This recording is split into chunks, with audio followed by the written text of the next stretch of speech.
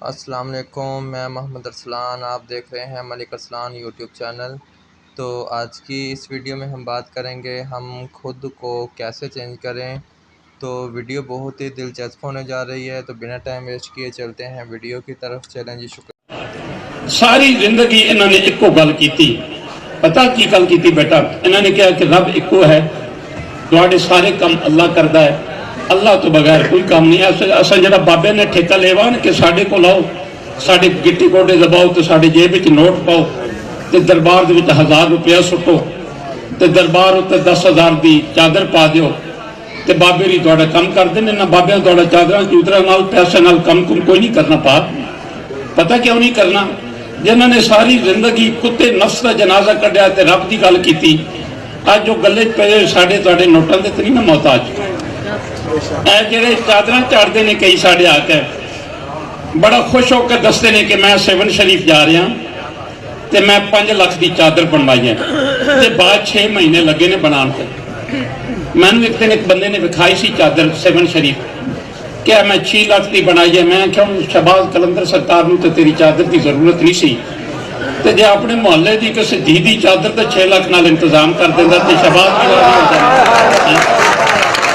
असा भाव पता की किया, असी ए दरबारां दीयां जिहड़ियां चादरां तुसीं हकीकत नाल चढ़ांदे हो, बाद विच असीं बाजार विच वेच छड्डदे हां। इन्हां चादरां चूदरां दा दमालां जिहड़े असीं पाने आ, दमालां नाल कोई बाबे बूबे राजी नहीं होंदे। कि दमाल खुद के मैं मेरना कई बेहोश हो जाते हैं, वो जो अंदर वाला कुत्ता वो तो बेहोश होया नहीं, तो इंजा लोगों को विखाण लई असीं ड्रामे करने।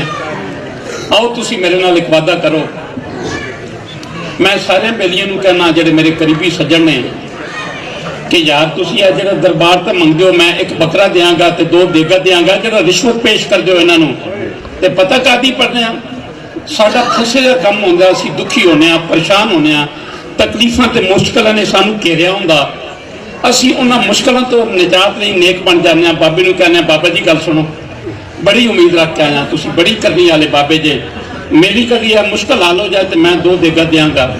जिस बाबे ने सारी जिंदगी एक लुकमा रोटी का 10 दिनों तो बाद खादा, अज वो साड़ी ताड़ी देख दा मोहताज है। मैं तो नसीहत करांगा कि बाबे के दरबार ते देख देने की बजाय वो 2 देगा जिहड़ियां 12,000 दियां ने अपने मुहल्ले में बंदा लभो जिसके पुत्र राती रो के सुते सन। क्यों पता जे क्यों? वो इस तरह रो के सुते सन कि अब्बा शरीफ सी, गैरतमंद सी, खुददार सी, उन्हें आखे पुत्रा शायद आज आटा कोई नहीं, तो मैं किसी का हथ फैलाने जोगा नहीं, ऐसे घर से लभो, फिर वेखो तुहाडे नाल की करदा। वो बड़ा सोहना जे, पता कौन? वो अल्लाह। वो इन्ना हसीन जे अल्लाह, इतना खूबसूरत जे अल्लाह, इतना आला अल्लाह जे, असी अल्लाह ध्यान ही नहीं करते।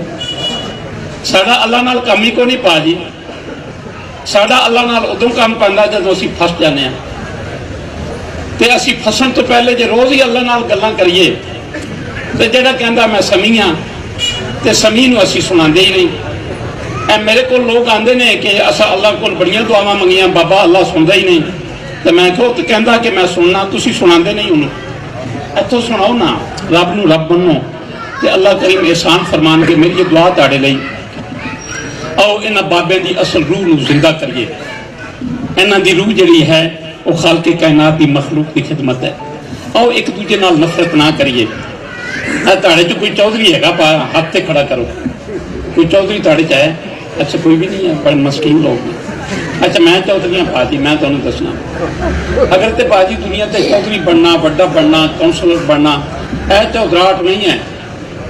नफरत नूं अपने पैरों के हेठ थुक के तो सुत्ते पैर मार, नफरत नूं खत्म करते, जिंदे नाल नाराज है भाव नूं राजी करते, फिर तो चौधरी तो वैसे कोई चौधरी करता।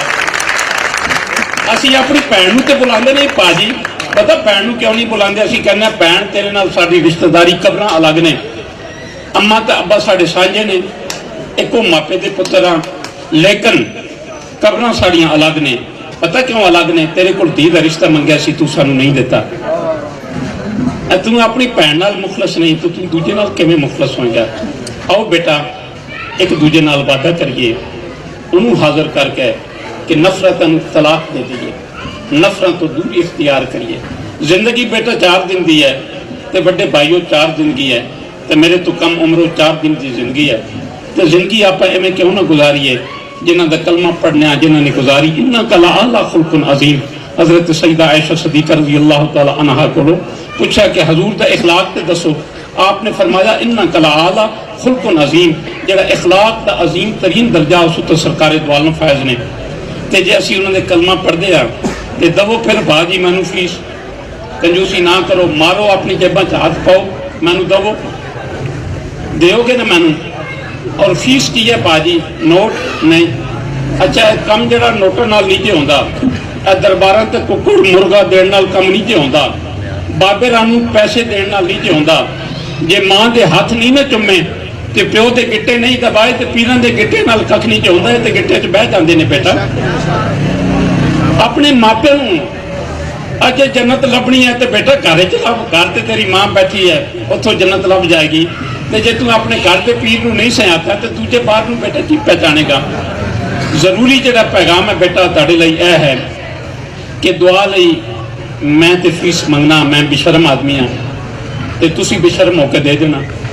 फीस बेटा पता की है, यकीन करो बड़ी हसीन फीस की, बड़ी खूबसूरत फीस की और आला फीस की बड़ी, उनके नाल बड़े बड़े कम होंदे जे।